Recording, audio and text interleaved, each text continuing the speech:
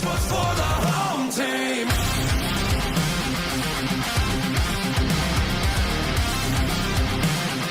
This was for the home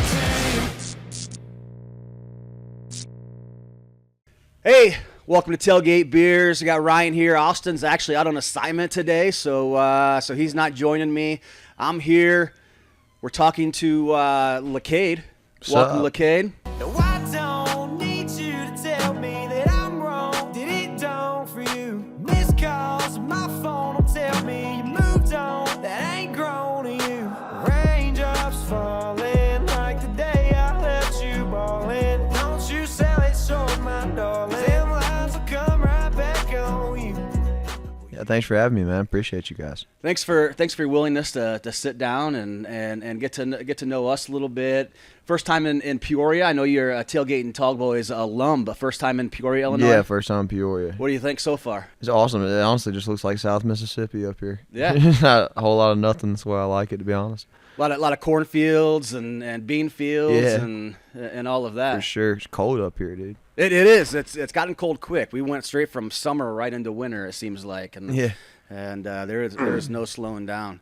So tell us a little bit about you. I do know that you kind of started doing the music thing back in high school time frame, and talk to us about how you got started with that.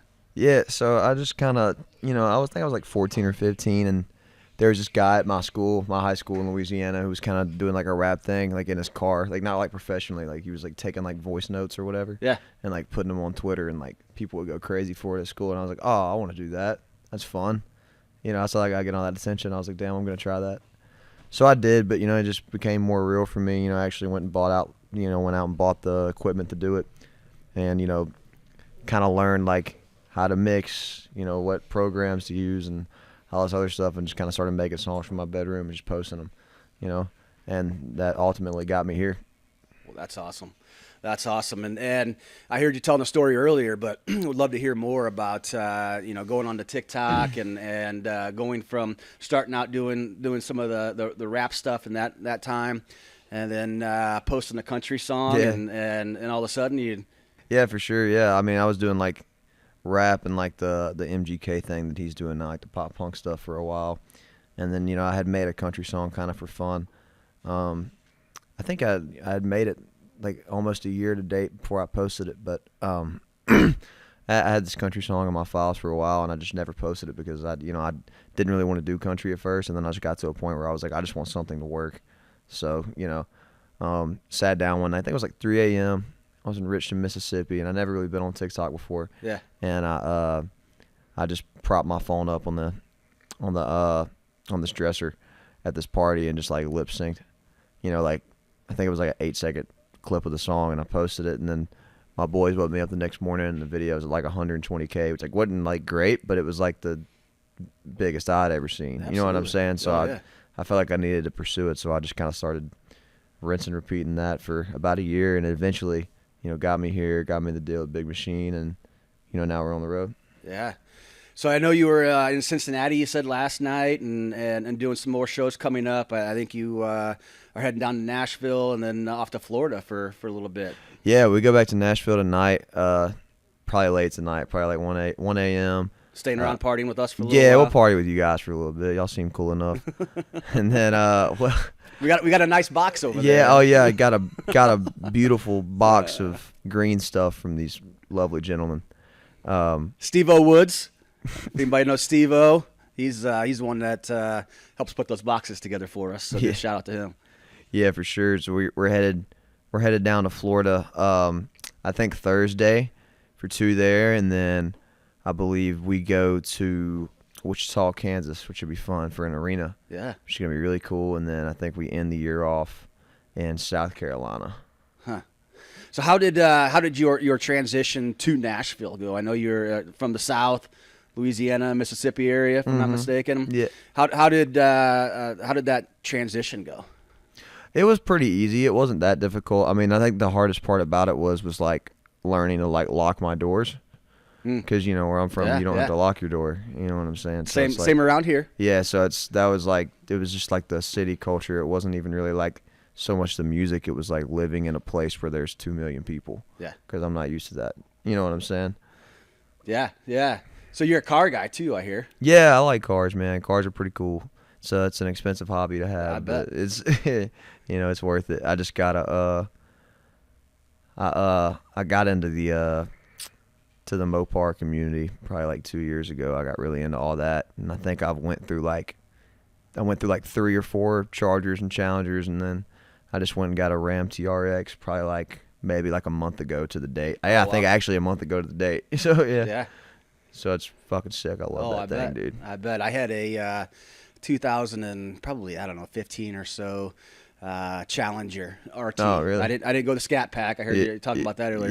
Yeah, but RT, and it was a lot of fun. Long story short, I told my wife, I said, I was driving a long ways commute, right? So I was actually in Ohio, and I was driving from Toledo to Columbus every day for work. Yeah. It's like a 2.5 hour drive one way. And I told her, hey, I think I need a more economic, vehicle to get me from Toledo to Columbus, and something that is good on gas. And I brought home an RT, and it was V8 and all that kind of stuff, and Mopar and whatnot, and totally went against anything that I said as far as economy went. But it was a lot funner to drive. Yeah, it is fun to drive, dude. I loved my Scat Pack. I got rid of it, honestly, but I had the Charger. I had the 4-door. I think I actually had 2 Challengers. I had a V6, and then I had a RT. Yeah. And then I got the Scat Pack, and then I got the TRX. So they're fun, dude. Even the TRX is fun. Oh goodness, yeah. I've rode with Wayne a little bit too. Yeah, it's fucking crazy they make a truck that fast. Yeah, I've gotten at least one speeding ticket with Wayne driving. Oh really? In Wow. his truck. That was just last month actually. But yeah, no, it's a lot of fun. I enjoy it. If I had a little bit, more money, I would certainly be getting into some. I would love to have like a '69 Chevelle. That's the old muscle cars. Dodges too, Fords, even an older Mustang. I would. The old Mustangs are beautiful. All the SSs too and stuff. Yeah. Those are cool, man. So what else should people know? So your name is Cade. Yep. And I've heard the story that you go by LECADE, as your stage name. Went back to high school, right? Yeah. So tell us that. Yeah, I just had a friend, man, and he, I think it was like a Louisiana thing. His name was Neek, and he would, when he would talk to people, he would never just call you by your name. Yeah. He would always feel the need to put Lil in front of your name, like you're a rapper, So it was like, if he was talking to you, he wasn't just gonna say your name. It was Lil Jack, Lil whatever, Lil X, Lil Y, Lil Z. But like the way with his accent, the way he said it, he always be like, hey, LECADE. And I thought that was cool. I thought it was funny. Yeah. So I just, I was doing like rap and stuff. So like, I needed a name like that. You know what I'm saying? I didn't really want to do like my government name. So I just made it that. And then I posted the country thing like under that account. So it was like, well, it's too late to change it now. So I'm just LECADE. That's awesome. I like it though because it stands out on the flyer. Oh, absolutely. You know what I'm saying? Like it's, you can't really mistake it for something else. It still has a piece of your name, obviously. Yeah. You can't really mistake it for anything else. It's like right there. Yeah. Tailgate and Tall Boys alum. You played a tailgate last year? Yeah, it was fun. Well, tell us about your experience there. Oh, it was great, dude. I've never seen so many fucking trucks in my life. Oh, yeah. Oh, yeah, that was wild. It was great. No, everybody was really nice. There was a lot of booze, a lot of weed. Great. We loved it. I think we played with – who did we play with that day? I think we played with Dipper and Taylor Holder. Yep. Yeah, they were great. They were all awesome guys. And Bailey come over and hang out with us for a second, which was cool. Got to see him and got to bring my truck out there and show it off a little bit. Yeah. My Ford. I have a Ford too, so I brought that out and showed it off a little bit. Heck yeah. Yeah, it was awesome. Yeah, those guys. We know Taylor and Bailey. Bailey was there. I think all 4 days of Tailgate and Tall Boys. He showed up on Thursday. Didn't play, I think, until Saturday, if my memory serves me right. But it's kind of a hometown kind of place for Bailey, so he just hung out. He just brought his crew and just hung out for all 4 days of Tailgate. So a lot of fun and stories. He was lit out there, dude. Trust. Yeah, a lot of stories there. But no, they're good Tailgate friends as well. So, what else is on the horizon? What else any new music coming up? What else you got going on? Yeah, I mean, I'm looking to get one more out by the end of the year. You know, we'll see what we can do. I'm really excited about like the touring next year. Yeah. We're shooting for some. I don't want to say any names, Yeah, but yeah. we're shooting for some big tours next year with awesome. some really big artists for direct support slots. So that'll be really fun. Looking at some co-headline stuff too. Good for you. So, and obviously like some one-offs here and there. I know we did just announce though that we're going to be with Chase Matthew in Tulsa, Oklahoma, and Lake Charles, Louisiana in there you April, which is going to be really fun on his tour. Yeah. So that'll be great. Yeah, Chase is a friend of Tailgate and Tall Boys as well. He's been out there. But no, that's great. And you have a song out now, Liquor and Cigarettes, something that certainly resonates. Do you do a lot of your own writing and going through the process that way yourself? Yeah, when I first started, more so, yeah. When I moved to Nashville, I kind of fell into a good group of writers. I actually wrote that song with two buddies of mine, Brandon Manley and Jake Banfield. I think they had initially written like the first 3 or 4 lines of it, and they had like, some music behind it. And they're like, this is really sick, but they're like, nobody's gonna put this out. Like it's too, it's too dark. And then I think Brandon was like, nah, I know who'll put this out. Yeah. So they called me, and then they had me come over there, and I think it sat for like a year. Wow. We wrote it that day, finished it, sat for a year, and then, we finally got it out on the first, obviously, and like we were all super excited about it. I've been wanting to put that out for a long time. So talk to us about that process, because I'm more of the fan perspective, right? Austin, my partner here, co-host, he usually knows more of the insides of the industry than I do. But I just started getting into somewhat of the behind the scenes stuff and thinking about like writing. So do you get together with some of those guys and some of the buddies you've made in Nashville and do a lot of writing? Yeah, for a while there, I was doing 5 to 6 days a week, kind of. Really? Yeah, kind of just meeting up at wherever, whether it's like Warner Chapel or just somebody's house or like a Sony building or wherever, and we just kind of hang out. It usually takes us about 4 hours, man. We come in there and we all trade ideas. Everybody's got ideas for songs, and then we kind of just pick the best one and run with it. And we usually like to get like a rough like scratch thing that day. Like we'll have somebody in there to make like a tiny track, like not real big loud thing. Sometimes it's just acoustic, like an acoustic demo, and we take that and we just kind of, once you get about like 50 of those, it's like, all right, now let's pick like 8 that are really, really good, like to put in the chamber. And that's kind of what we do. But it's kind of slowed down more recently. Now I'm writing about 3 to 4 days a week, but I'm writing with a lot bigger names. Okay. So it kind of makes up for it. Yeah. We've written with some really cool guys. I've written with some of Tim's people, Tim McGraw's. Yeah. Some of Morgan's guys. Actually pitched a couple songs to Morgan, so we'll see about that. Wow. But yeah, I'm having a really good time writing right now. It's really fun right now for me. So just in like your everyday life, I mean, you're here in Peoria getting ready to play here at Cruisins tonight. If a possible song lyric or something along those lines kind of crosses your mind, is that something you put in your phone and you save for those types of days to? For sure, it happens all the time. We as writers, we use our voice memos a lot. So like if you went into my voice memos, you'd find hundreds and hundreds of notes of me just like mumbling shit. You know what I'm saying? Yeah. Mumbling crazy melodies and shit. And it probably wouldn't make sense if you just heard it, off my voice note, but it's really cool like when you have something good and you mumble it into your phone and then it comes together like a month or 2 later with the right people and it becomes this great song. Like it's like very satisfying. But yeah, to answer your question, I do that a lot. Yeah. How long is the process? So you have a song that you said that the one took like a year before you got it out. I mean, it's a lot of hurry up and wait, it seems. Yeah, it does, especially, in the independent game, it's different. Independently, I was more of like a every 3 weeks guy, 2 weeks, so we needed a lot of songs, so pretty much everything was getting released quickly.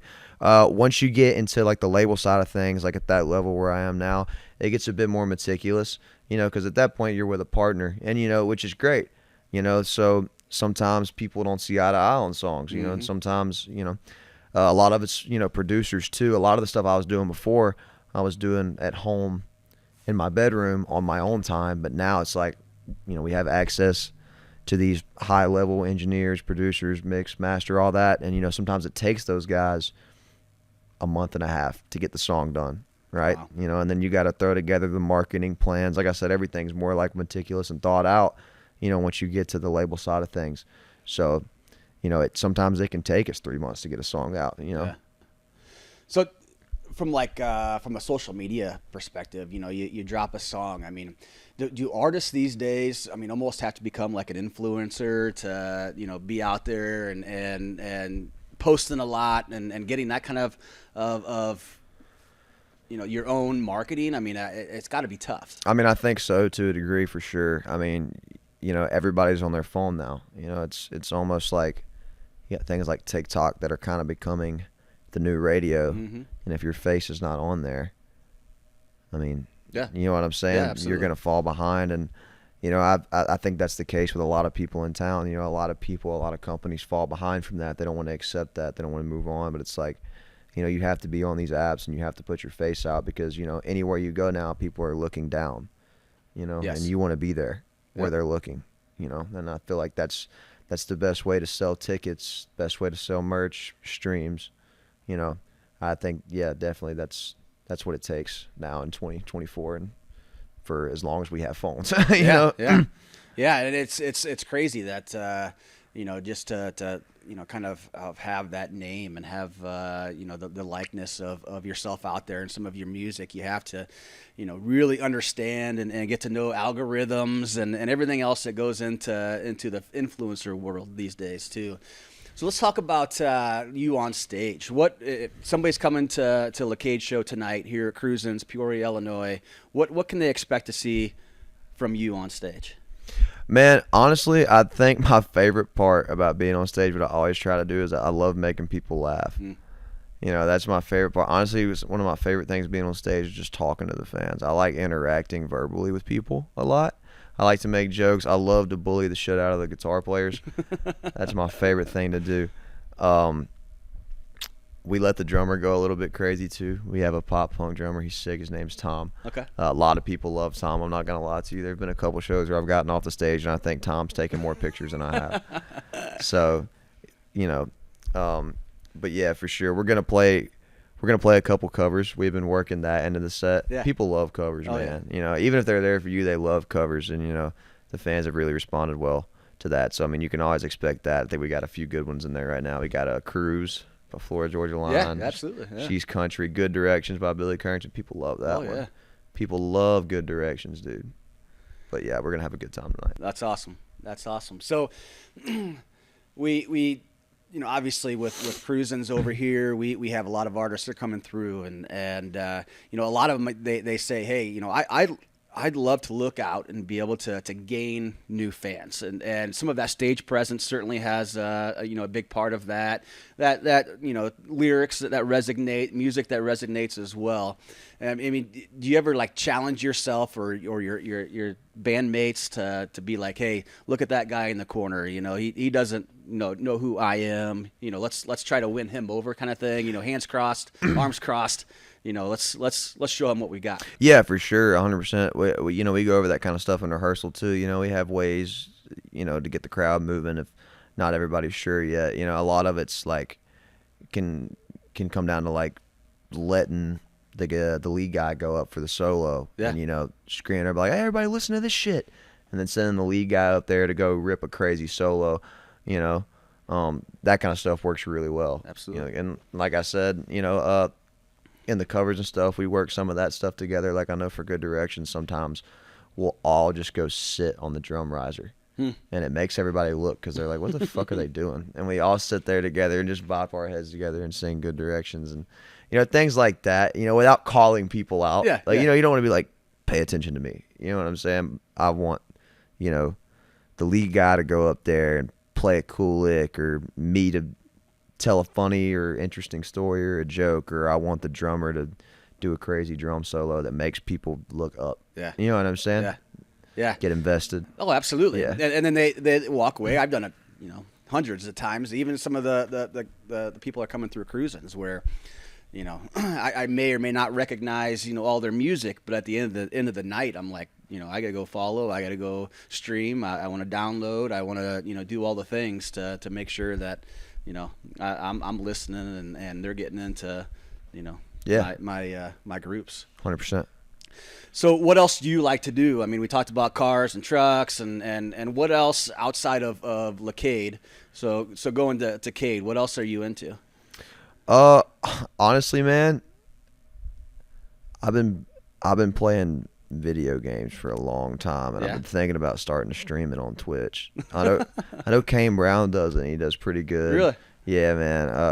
I love sports, dude. Yeah. I've been hanging out a lot at he got traded. I was hanging out a lot at like Titans games and stuff. Doing that in my spare time. I had a buddy playing over there. He's got traded to the Chiefs, so I guess now I'm like halfway a Chiefs fan. Oh yeah. So I'm kind of into those things as well. I'm a basketball guy. I played basketball in high school. I love playing ball whenever I get the chance. If there's buddies at the court and stuff, you know, those kinds of things. So getting some exercise that way. And that's way better than going to the gym. Fuck the gym. Yeah, right. I agree with that. Fuck the gym. So looking forward to a few shows. I know you said you go down south for a few shows and then come back up to Midwest, Kansas. I think Oklahoma, I think's in there somewhere too. You know, what are you looking forward to the end of the year? And then what are some of your goals for 2025? I know you said you know, bigger shows come in and some names, but what else is in the pipeline? Man, I think I really want to, going back to what you were saying earlier, I really want to, there was a point where I was really locked in on like the influence. Yeah. The influencer side of things, and kind of let that slip a little bit. And I really want to get locked back in on that while we're doing these shows, you know, just so we can sell the most tickets that we can, sell the most t-shirts that we can, you know, whatever it is. I really also would like to put more songs out than I did last year. You know, and I'm doing my part now this year to get music ready and written, and you know, trying new producers and, you know, new mixes, and I think we can accomplish all that in 2025. Good for you. You know, I feel good about it. Go out there and just kill it and keep grinding. Yeah, dude, for sure. Just grind. Family man? Are you a family man at all? I mean, do you have any family back home or anything? Yeah. Both of my parents live in Hattiesburg, Mississippi. Everybody else lives in Louisiana still. We're kind of like split in Louisiana, though. We've got like half in the north, like the Monroe area, and then half in the south, like the Baton Rouge area. Yeah. I see them when I can, but it's, you know, like Baton Rouge especially, that's like 8-9 hours away, you know, so I do see my parents a lot, though. Good. In Hattiesburg. It's not that far from Nashville. It's like 6 hours. It's not terrible, you know? Yeah, yeah. I like I was telling you earlier before we came on the podcast, too, I was just in Nashville this past week just for a quick trip. And 7 hours one way to go back, and then partied all night, and then came back and 7 hours back. So I got that feeling. Yeah. But yeah, so... Talk to us a little bit more about your Tailgate and Tall Boys experience, and what did it feel like to be up on the stage and see some of those festivals? Have you done many of those types of festivals previously, or? That was, I think that was the first festival. I'm pretty sure that was the first festival. But it was a great feeling. I loved it. The crowd, the energy from the crowd was unreal there, because I could tell there were people that didn't know who I was, but they were interested, you know, and they were intrigued, and they were having a good time, and they were drinking, and they were smoking, they were doing their thing, and everybody was really kind. You know, I got off the stage, and everybody's like, you know, you want a beer? Do you need this? Do you need that? Like, welcome to Tailgates, welcome to Illinois, are you coming back? It was great, man. And like I said, the energy level was really high. It makes it so much easier on us when the energy level comes high like that, when people are like excited to be there. I feel like a lot of times, you know, because you know, you can play a crowd and half the people there got drugged there by somebody else. You know what I'm saying? So it's like it's hard to go up there and as a opening act or a direct support act and have the crowd already excited as shit. Yeah. You know what I'm saying? Yeah. So I loved that about Tailgates. And like I said, being up there and getting to see, because, you know, there's trucks all out in these fields, and it was even cool just to like be on stage and be above everybody and see all the trucks and stuff. That was really cool too. Yeah, and Bailey has, I think it's Bailey's brother that's involved in the truck show and all of that. I know Bailey himself is as well. But yeah, no, that's awesome. And 2025, we're gonna have a lot of the similar stuff for Tailgate and Tall Boys. People are excited about lineup announcements and all that kind of fun stuff coming up too. So looking forward to that. Let's talk a little bit more about your music and 2022. You mentioned you post When I'm Gone out on TikTok, and that was kind of your entry into country.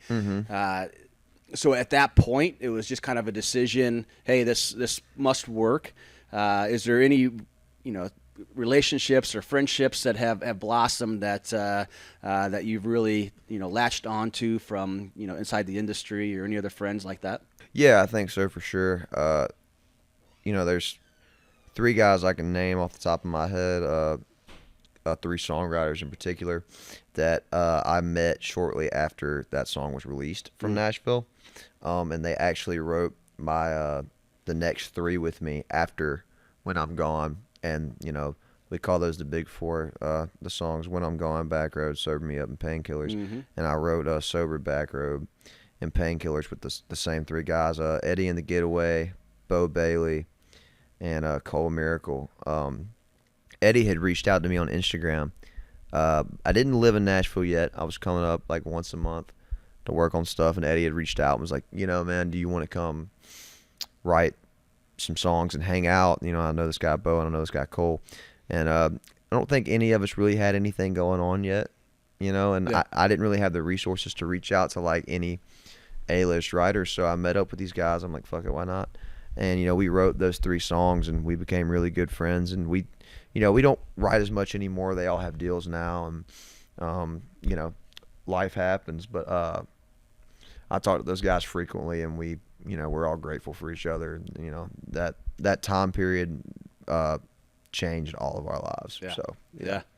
And that's a couple of years. We're looking at 2024 obviously now, so that's all that's happened in just a quick couple of years. Yeah. And even high school for you.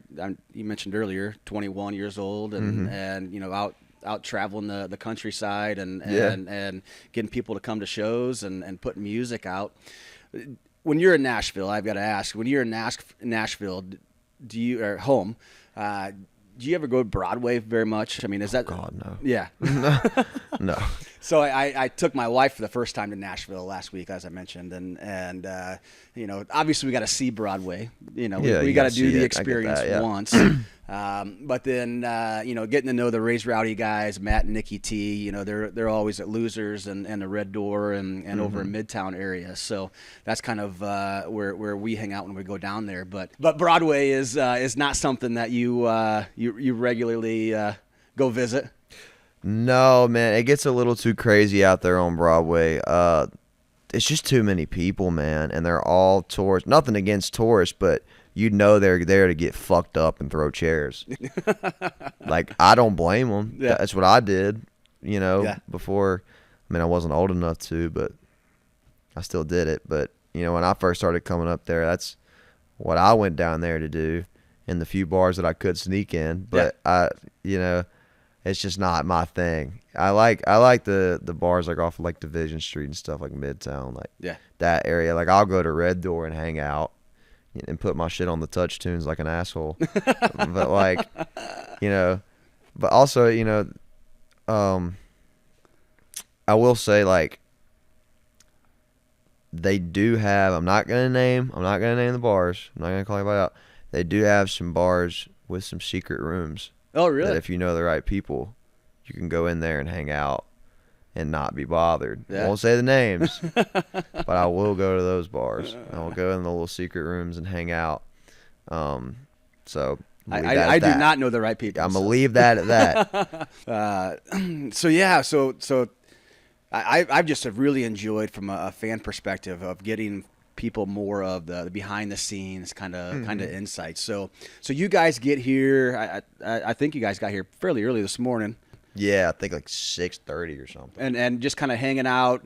I mean, here at Cruisin's, we've got a green room / office kind of area that we're in now. This is where the set is at as well. But we've got showers and all that kind of stuff that you guys kind of hang out. And went over to Ducks earlier. Thank God for the showers, let me tell y'all. Went over to Ducks earlier and got some food. I think the team got some lunch over there. They got food. I got abandoned. My band abandoned me. Well, make sure we get you some food too. But yeah, over there's got good food and all that kind of fun stuff. So just kind of hanging out today. Is that fairly normal? We get there and we just get here and hang out, man. Which is honestly the worst part. I think the day of the show before you go on, for me, is like the most anxious part. I'm like, fuck, I just want to do it. Yeah. I just want to go there and do it. But yeah, we just hang out, man. This is honestly one of the best green rooms we've had, though. So thank you guys for that. Absolutely. I've had to shower. We played in South Carolina. No hate to this venue. It was amazing. They were great people. I had to shower on the beach, one of those little beach showers. Oh, no. For the right reasons, I think that would be fun. You know, if I was on the beach and got all sandy, but not just because I needed a shower. Walking from the Winnebago down to the boardwalk in your underwear to take a shower is like, it's kind of rough. You mentioned it, and it kind of piqued my interest there. So, out on tour with from what I've seen, a bunch of dudes. You know, what's a tour bus look like? I mean, how does that, you know, how do you feel, or what happens on a tour bus? I'd have to kill you. I'm playing. No, honestly, we just sit there and listen to music and just have deep conversation, to be honest with you. You know, if you know, you know. If you don't, you don't. Black Ops 6 just came out. So I bought like a laptop to be able to play Black Ops 6 on the road, which is great.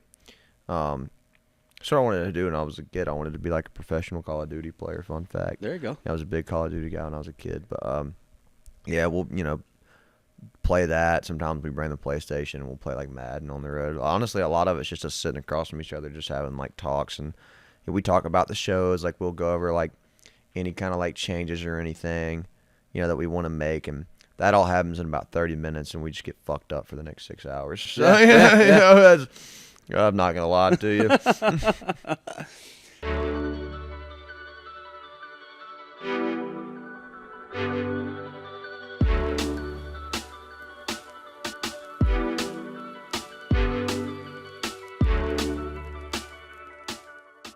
So we're sitting here, Tailgate Beers. Like I said earlier, Austin's out on assignment today, enjoying some Surfside. We've got our Stateside vodka here as well. We appreciate them for their sponsorship of Tailgate Beers podcast. Sitting today with LECADE. He is playing here at Peoria Cruisin's tonight. I do have one burning question that I know Austin always asks all of our guests as they come on, and he will be upset if I do not ask this question. I have a question too. Yes, sir. Can I take one of these home because they're fucking great? Oh, absolutely. Oh, dude. Absolutely. You can take more than one. Awesome. Yeah, no, those are good. Yeah, these are fucking great. We got into these guys, and I was telling kind of the story earlier. So Matt, met Matt. He is the co-founder of Surfside and Stateside Vodka out in Philly area. He was here, sat down with the podcast with us a few weeks ago, and hell of a dude. Yeah, you're going to see a lot more Surfside stuff, Stateside Vodka here for Tailgate and Tall Boys this year, Cruisin's, all that great stuff, and we appreciate him for sending over all of our drinks for Tailgate Beer. So thank you, Stateside. Thank you, Surfside. Yeah, shout out Surfside. Matt. Yes, and we'll get you some more too for the bus as well. So hell yeah. So the way Austin tells it, and I might mix it up, might screw it up a little bit because it's not my question, but. So you're on an airplane, right? You've got a parachute, so you're going to be safe as far as that is concerned. But you got to grab 5 albums, right? There's a record player, something like that. And you can, since it's not my question, and Austin usually sticks them to it, but you can say artists, you can say songs, you can say whatever you want, just because I'm a nice, generous guy like that. But so you're able to grab out of all the music. So do you have 5 albums, 5 artists, five something that you would grab on last second out that you're basically going to be stuck listening to for the rest of your life that on an island? Okay. I'm grabbing Ooh. Hot take, I'm grabbing Ernest. Okay. I'm grabbing George. Yeah. I'm grabbing Coetzel. Hmm. I'm grabbing Key Glock. Yeah. What's that, 3? 3 or 4. Four? Yeah, 4. Four? Oh, fuck. And I can listen to my music too, correct? Because Yeah, I'm safe absolutely too. You can. Absolutely, you can. I'm- And you can mix it up. You could bring a rap. Rap is big. George, Ernest, Co. Aw, dude. Why'd you ask me this? I think I'm gonna grab Keith Whitley. Okay.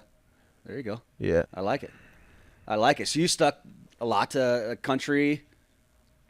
So you obviously have Yeah, I listened to a lot of like rap music when Yeah. I was younger, but like as I got older, because some of that stuff is just such poison, man. Not hating on rap, but like some of it, like some of that stuff can't be good to listen to every day. Right. You know, like some of that like gangster rap stuff. Not all rap, but it's like some of that stuff. Like as I got older, I was like, dude, what am I listening to? I was like, this cannot be healthy, you know. So that's kind of also why I kind of got into country too, as well, because I was like, some of the stuff I was saying, I was like, dude, I don't want my kids to hear me saying this. Yeah. You know what I'm saying? So one day I don't have kids, but you know, one day like I don't want to like blow up for this and then have to sing about like selling dope for the rest of my life. And my kids like they're like, Dad, what the fuck? Yeah. No, I've got 4 kids, and yeah, no, it's life changes, and good for you for kind of thinking ahead on that. Yeah, for sure. I mean, I have some buddies.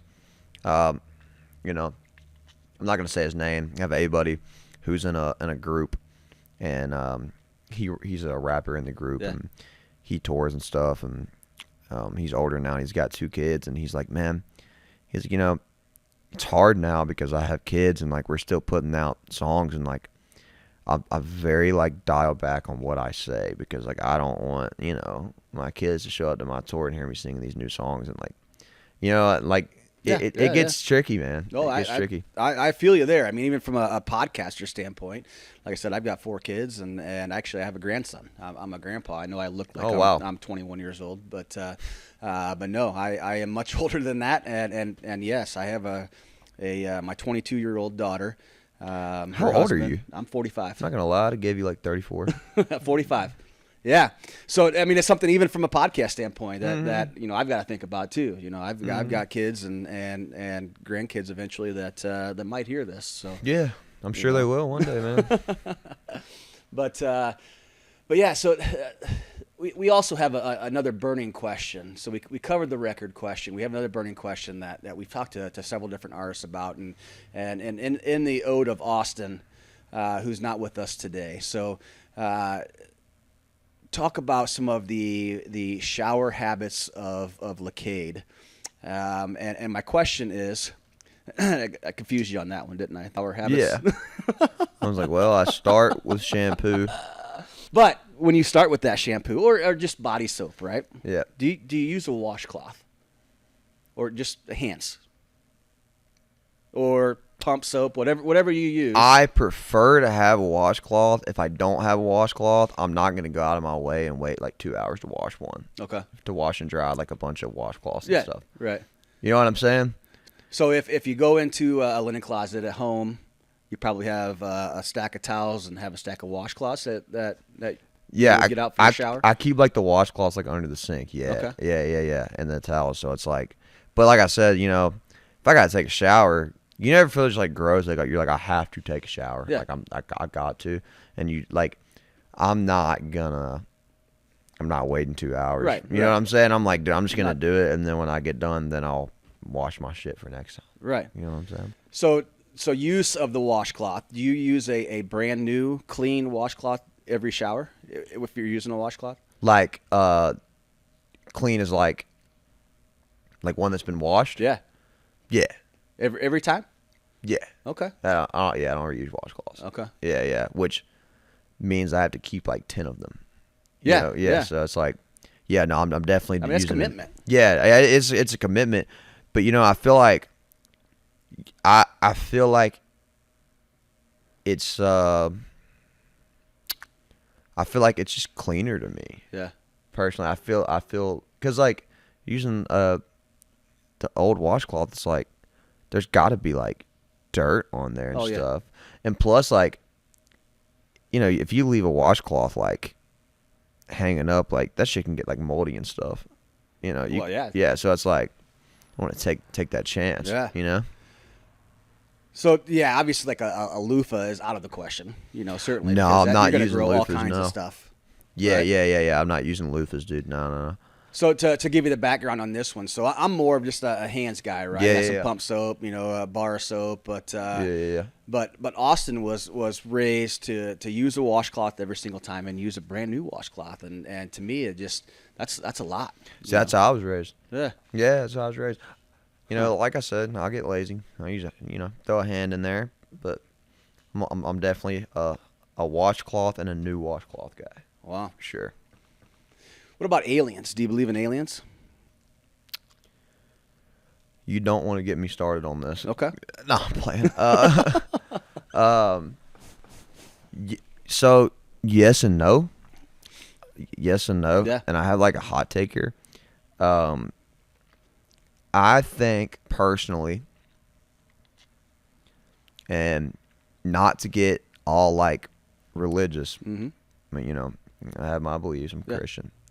I think that they're like a Nephilim, like fallen angel, some kind of something like that. Okay. I do think they're there, though. I mean, Congress has told us essentially, like, yes. Something. Yeah, they're like, it's something. So, and, so there's definitely something. What it is, I don't know. Mm.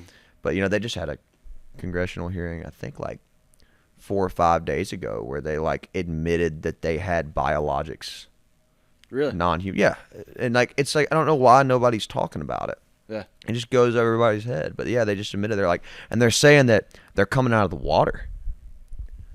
That's what they said. I'm serious. You can look this up. Like this is like public information. They just had a congressional hearing about it. But I think with the election and stuff, like everybody's kind of like not talking about it. It kind of got brushed under the blanket. Yeah, but I'm serious. You can look it up. But they just had that, a couple days ago, and they're like, "Yep, they're coming out the water. There's biologics.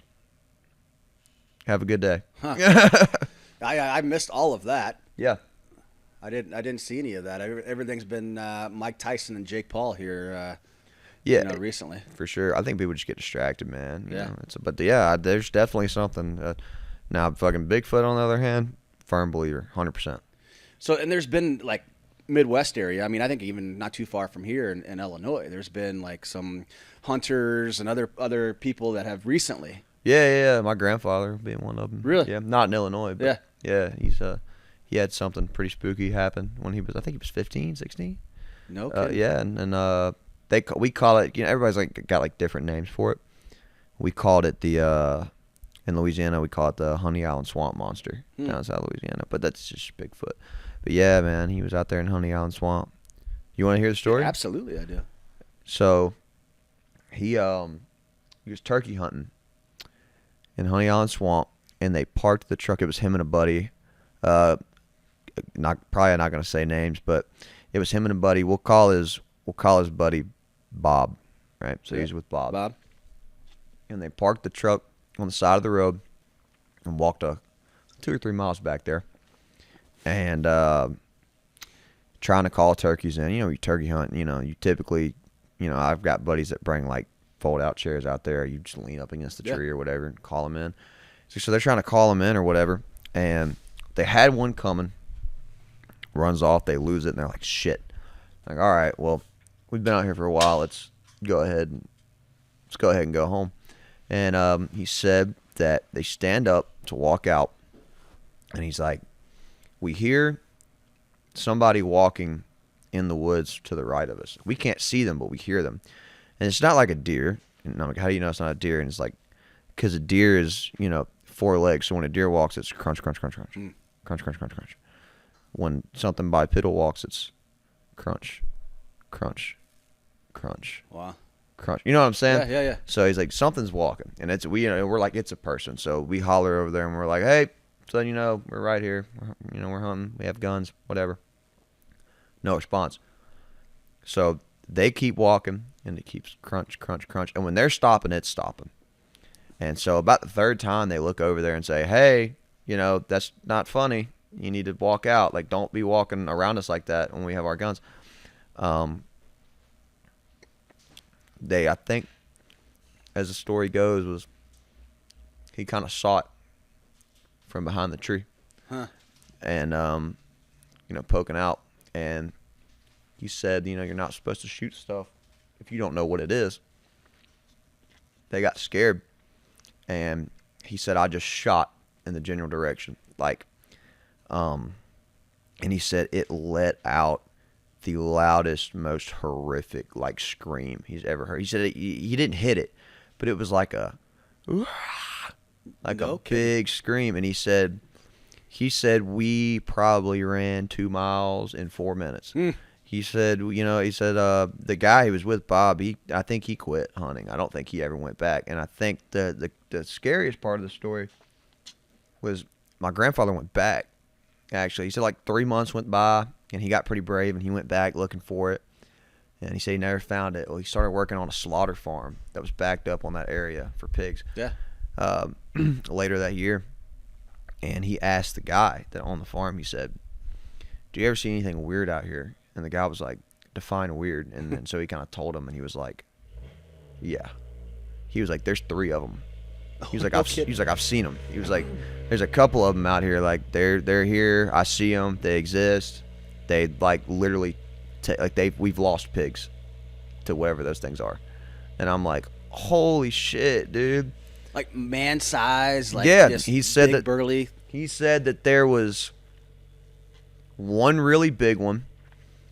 Right? He said the sizes were different enough to where he could differentiate them. He said that there was one really big one, like a 9-footer, one that was more like 7 foot, and then there was a smaller one. Yeah.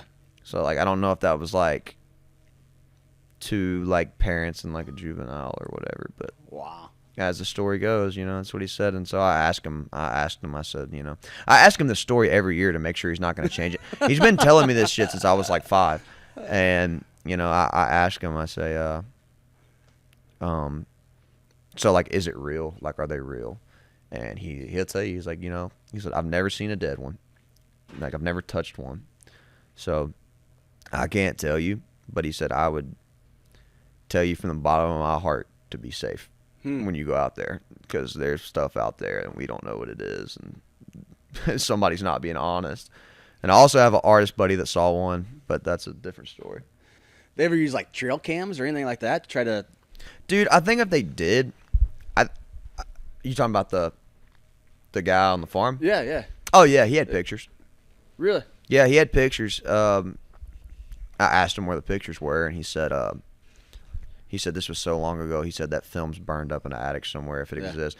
But he even said, he was like, dude, they were some of the best photos I've ever seen. And he was like, but the thing is, he's like, I honestly believe if that would have got out, the government would have came and got that shit. Yeah. And he's like, that nipped that in the bud. He said it was crazy, some of the pictures that he saw that this guy took. So why do you think the government would be that?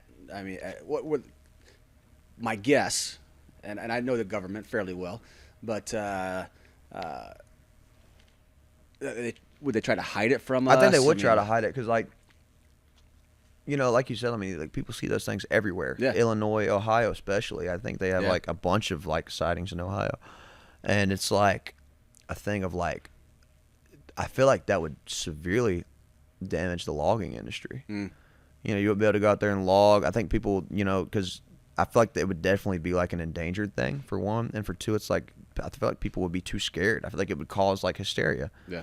I don't think people would want to go out in the woods anymore. National parks, fuck that up. Yep. That's true. That's all true. And also, if they're as smart as people say they are, that's almost are we the top of the food chain at that point? How bad does that fuck that up? I think out of fear, I think out of the sake of people's like fear, I don't think they would say anything. And also money, because the U.S. government will do anything for $1. We know that. Absolutely. Absolutely. So, sitting here with LECADE, he plays Cruisin's Peoria tonight. I just wanted to thank you, Cade, and carving out some time of your day hanging out here in Peoria, Illinois. Like we said, he's a Tailgate and Tall Boys alum. Hoping to see you back here in Peoria, down the road at a tailgate, anywhere close to here in Central Illinois next year or whatever the. We haven't had anything yet, but I'm hoping we do because I love it out here. Good. So good.